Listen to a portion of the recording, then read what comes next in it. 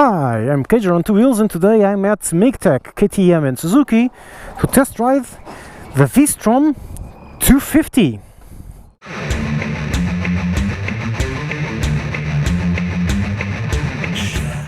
So the little baby Vstrom, I've been waiting for this for quite a while. First impressions. I don't know if they fired the guy, but Suzuki has stopped making ugly bikes. This one actually looks pretty good. I love this yellow. This bright color gives it an air of a young air. It looks really good. I'm not a big fan of this gigantic circular headlamp, but well, to each his own. But the bike itself, apart from this thing which I think looks a bit odd, looks pretty good. So this one has two extras, these bars and these handguards. The bike costs 5,800 euros, so it's a cheap 250 or cheap-ish. Front to back, you have your normal road tires, 120, 110 at the front, a bit thinner I was expecting, and 150. And the rear is a 140, 110, 140. So these are not the usual measurements I was expecting. A bit thinner on the tires. Single disc brake with ABS, as is mandatory nowadays. I like the way this mudguard also protects your forks. Looks pretty good. You have a radiator guard. I'm not sure if that's stock. Looks stock. No idea. This is stock. This sump protection. And the bike itself, all the engines, that tiny thing, that tiny 250 thing, well, it is a 250, it's normal, like the really small exhaust. But it looks good. This part looks very well built. Here you begin to see that this is a cheaper 250 with simpler components. The swing arm is a very simple square bracket with no kind of work done. It's keep costs down, keep weight down, keep everything as cheap and as simple as possible. See, this is as simple as it gets. And yeah, it's very small. It's a very small adventure bike. This comes stock and this comes stock, so it should be very easy to get some side panniers and a top case on this mini adventure bike. It also has, now from the top, standard indicators, front and rear.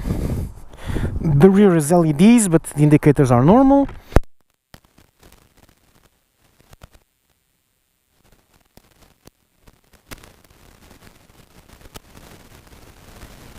Simple, very simple, but it has everything you need: gear, fuel, and the odometer, etc. Speed, obviously, clock, fuel. It's everything you need. It's here. It's very tiny, very compact. One thing I just noticed, which is not normal at this range, a 12-volt charger. This is definitely not a usual thing to see on a bike this cheap, or on a 250 for that matter. This windscreen does not seem to be adjustable. Very likely not adjustable, because this is a 250 and it is not a very expensive bike. No, not adjustable. But I'm willing to bet there's a ton of higher windscreens for this. Seems a very standard way very easy to put it in and out, so there should be a stock windscreen for this. Okie dokie, let's go.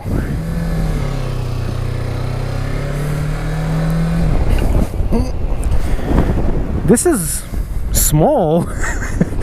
This is a very short bike. If you're a bit taller, this will feel a bit cramped. That's the very first impression I got. Granted, I came out of my relatively roomy Tracer. And ooh, lovely. But it does feel a bit cramped. It feels really tiny. Geesh. Oh, this is third gear. Bad idea. Forgot this is just a 250. Does have a lovely sound.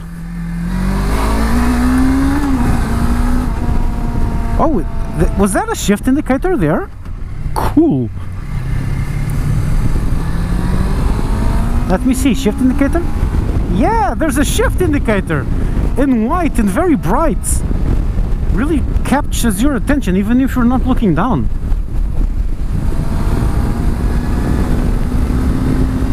It's a 250, so don't expect much performance. I'm going full throttle, although this is uphill, pretty steep uphill. It's not flat by any chance, but yeah, this is a 250, so don't expect a lot.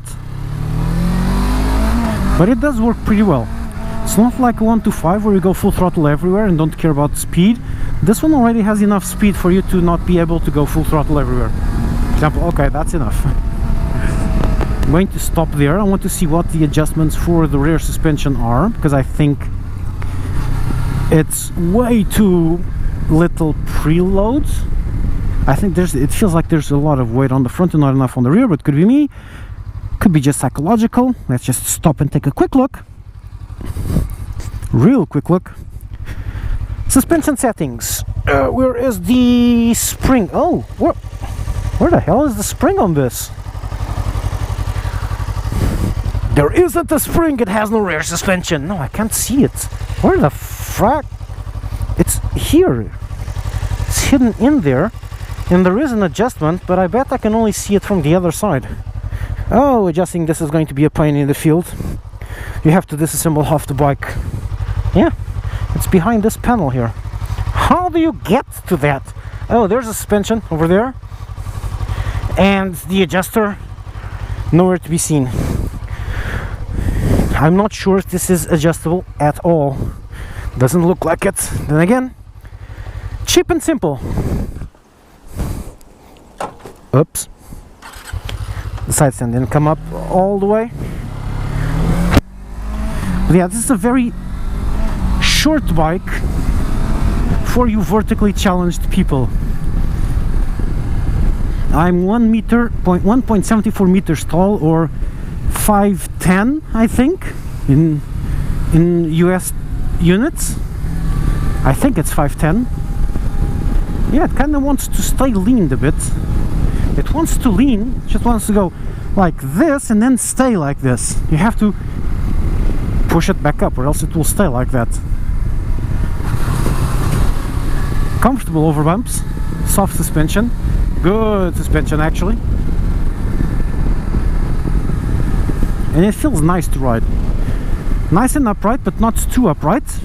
You just lean forward a little bit.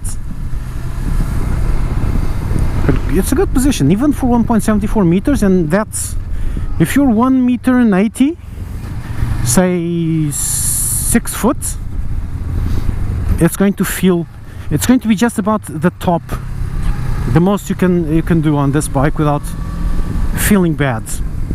If you're over 6 feet, I don't think it's really gonna work. My height, near the limit.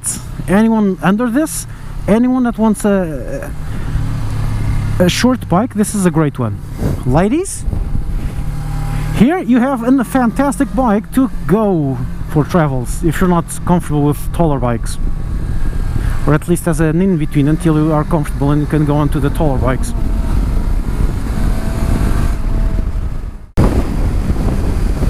So here we are on the test track. Man, I've missed this. I haven't been here for ages. So what I felt so far on the bike is that although this seems to be lean hungry, it likes to lean and stay at a particular lean angle, which is about this. But it could be just me used to my very squared off tracer tire, which this lean happiness usually means a higher center of gravity. At high speed it behaves as if it had a low center of gravity, meaning it is not, and this is not a disadvantage, this is not an agile bike. It's easy to lean, don't get me wrong, but it's a bit slow. I'm going to lean quickly like this, then I want to unlean, and this direction change takes a while. It's easy to lean but slow to unlean. I never felt this before and I'm a bit confused. How is this possible? Because this takes a while. See, this was just about as fast as I could do it. I can lean faster than I can unlean. And I have to really push the handlebar to make it unlean, to make it stop turning, which is a bit weird. You have to try it out, okay? You might tell me I'm being stupid or not, I don't know. It's not a bad thing. Okay, because this way, this bike does not intimidate. You want to turn and it turns, and you're not fighting to keep it lean. It'll stay there. You'll then tell it, okay, stop turning, and it will stop turning. It's very deliberate. So it's nice for beginners because it is light. This works, see, moving the hips, and it's very light and it's very small, and it's very stable, so it doesn't scare newcomers by being all over the place. An MT-07, for example, can scare newcomers because you brake and the rear goes all light. The Z650 does the same thing. You brake and the rear goes all light. That one, it keeps wobbling. My own KTM RC125, when I brake hard, the rear goes sliding everywhere. It's a lot of fun, but not for a beginner who thinks, I'm going to die. I'm actually going to brake really hard and see how's that. And now, okay, brakes are good enough, although I did have to use all 4 fingers because I had to brake almost all the way here. I'll try another brake upstairs and I'll see. Now it's time for the proper test track. Let's go, second gear.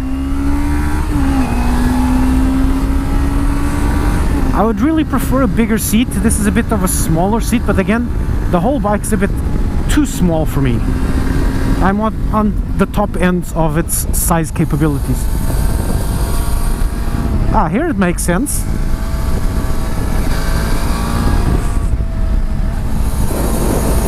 I think all this leaningness is because of the thinner tires, and I'm not used to that. I'm used to the fatter, bigger rear tire I have on the Tracer, so that kind of screwed things up for me. Look at me, knee out on a little Adventure 125. I'm going to take the balance to overtake this guy here, because if I lose momentum here, I'm screwed. Sorry for the word balance. Portuguese momentum and balance is the same, basically.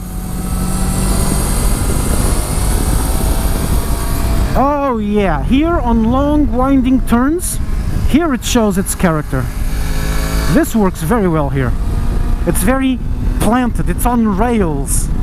This slowness to get up makes a newbie feel right at home here, because the bike doesn't really want to go anywhere. I'm going to turn like a newbie, going cross body like this, and it's great. It's absolutely great. That's, oh, hang on, do it again. Ah, very interesting. When I do this, the bike wants to lean back up. So through some kind of suspension magic, I have no idea how they did this, but through some suspension magic, this bike works very well if you drive it wrong. Seriously, when you're leaning with the bike like I was doing, it stays completely planted. It's like a train, it's on rails, just goes turning like a freaking train. Awesome. But if you do it wrong like this, leaning backwards, it gets light, but it doesn't get uncomfortably light like it usually should do, where the bike just feels all nervous and all wobbly and you're going like this and the bike's going whoa. No, it feels like a normal one, like a more agile bike if you do it that way. So it's very permissive. Even if you do it wrong, it'll keep you alive. So there's that. I like it. It's a good thing, this one. This is a pretty good little baby. And so it's the baby V-strom. So yeah, a bike for touring, for comfortable touring, because this way, let's say you're going on a big road trip like the Portuguese end-to-end, you would reach the end. Well, I would be a bit uncomfortable because it's tight, but you would reach the end comfortable and relaxed because the bike never scares you, never goes, I am going to kill you now. No, it doesn't do that. The Tracer does that. The Tracer every now and then tells you, I'm going to murder you, and then, just kidding. Or you manage to save yourself. This one, not this one. This one's a very easygoing companion. Let's try another braking. This time 2 fingers only. Come on, 100. Anyone behind? No. 3, 2, 1, brake. Yeah, you need the 4 fingers for a proper emergency when it's at these high speeds. 4 fingers. You feel like you're crunching your fingers against the handlebar. It has a lot of travel. Then again, you can adjust it. But for me, for my adjustment, I don't really have big fingers. I have tiny hands. Yeah, it's on 2. Maybe I'll put it on 3 and this would go away. But the point is, the brakes are strong enough for this bike, for this weight and for the speed. The single disc works perfectly fine. You don't really need much more than that. The initial bite isn't that strong. It's smooth. It's like the engine. It's very smooth.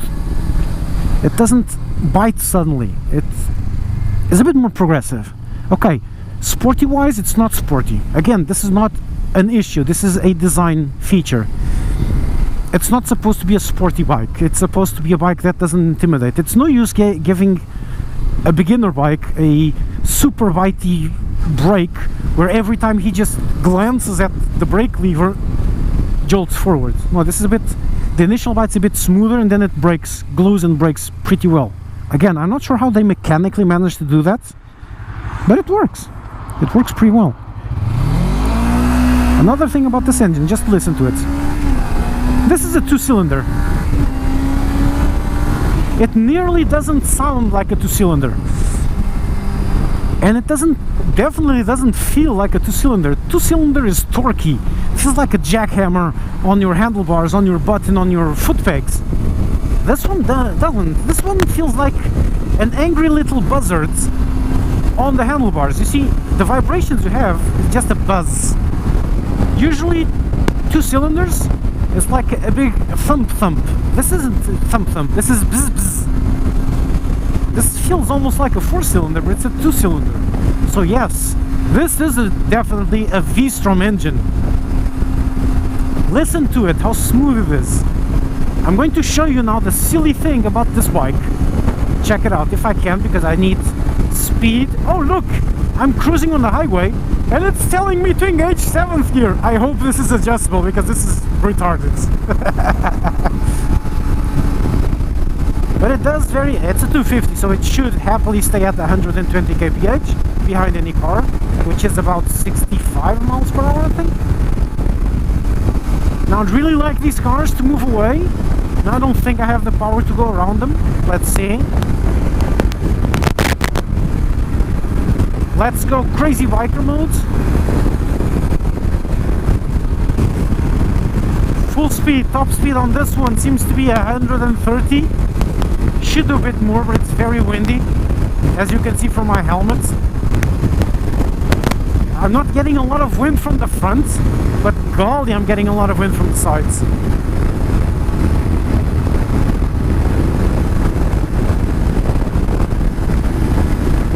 Yeah, top speed's around 130.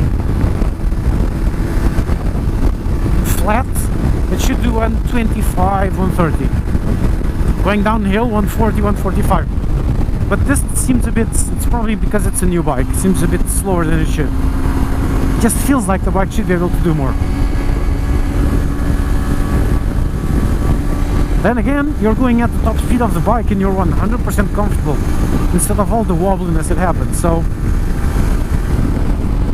here's the verdict on this one.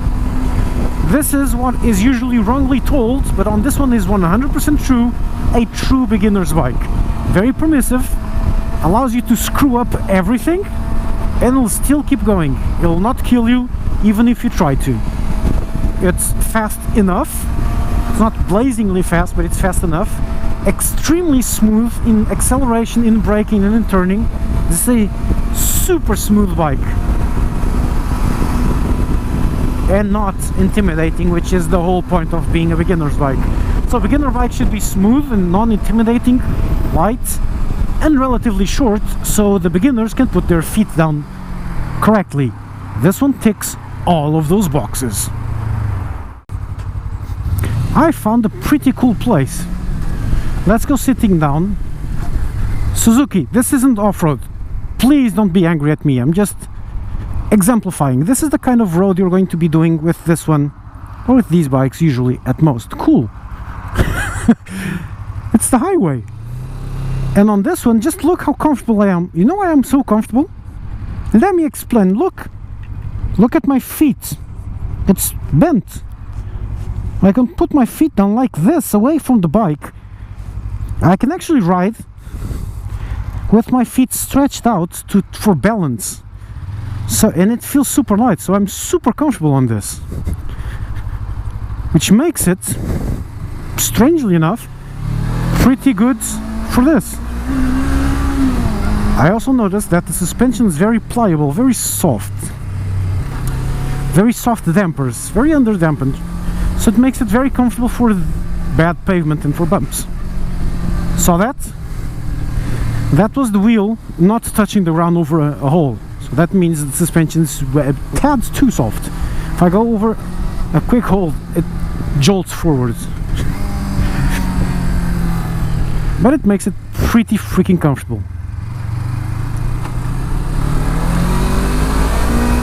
Now let's go up a very steep hill. That was ABS going off. Can I go left here? I can. Let's go left.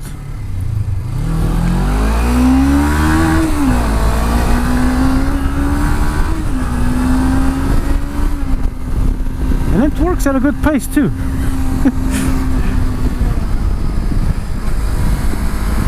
I like this quite a lot more than I was expecting, to be honest. Being so light and so easy makes it very comfortable to just explore and not worry about, I wonder where that road goes, because it's so light. If I have to turn around, I know I can just turn around. Ouch. Now check this out. This is what I mean. This is such an easy bike for everything. Just check out what I'm so easily and comfortable. It's not just that I'm doing it, it's that I'm doing this 100% comfortably. Shifting gears while I'm doing figure eights. No, that was weird. And I'm not used to it. I've been riding this one for 1 hour, and look at this. How easy this is. I'm almost at full lock, rolling around the parking lot, easily going, with no problems whatsoever. And relaxed. It's not that I'm doing it. I can do this on any bike, but it's that I'm doing this easily. Not, I'm just 100% relaxed. It's so bleeding easy. Well, a part of it is because it's a very light bike, but it's a very good bike to maneuver around. To maneuver around cars then, poof, brilliant. Bleeping brilliant. I'm going to do another test. I want to do, which is something I usually miss and most people miss, which is simple. You've just parked it on your garage, okay? And you have to park it. You have to take it. Some bikes, my old NC700 was very hard to do this. The XJ6 was better, and the Tracer is very easy to do this. This one is also very easy to maneuver like this, side by side. And I'm not very comfortable because I'm not used to her, which is normal. But if I can do this easily like this on a bike I'm not used to the weight, I'm not a pro, it's good. It's a very special machine. I'm actually enjoying the Suzukis quite a lot. They're usually very good machines. Thing is, most of them were unbelievably ugly in my eyes. This one I like the looks. I don't like the front headlamp. That seems like they fired the old designer, but he still designed the front headlamp. That just looks odd, but the rest of the bike, looks pretty cool. Bright yellow. This bright yellow just gives it a nice look, a bright, fresh look. You have a pretty good exhaust, but it still gives you a decent enough exhaust note. A musical note, actually. Not sure if I would put a performance exhaust, but it should be relatively easy because I'm seeing there, or is this welded? No, this is welded. So you'd have to change the whole thing, which is a bit of a pain. Yeah, because this is the catalyst converter, so you'd have to change the whole thing. It's all one single piece, front to back. But yeah, the Vstrom 250. I dig. Kid, you're out.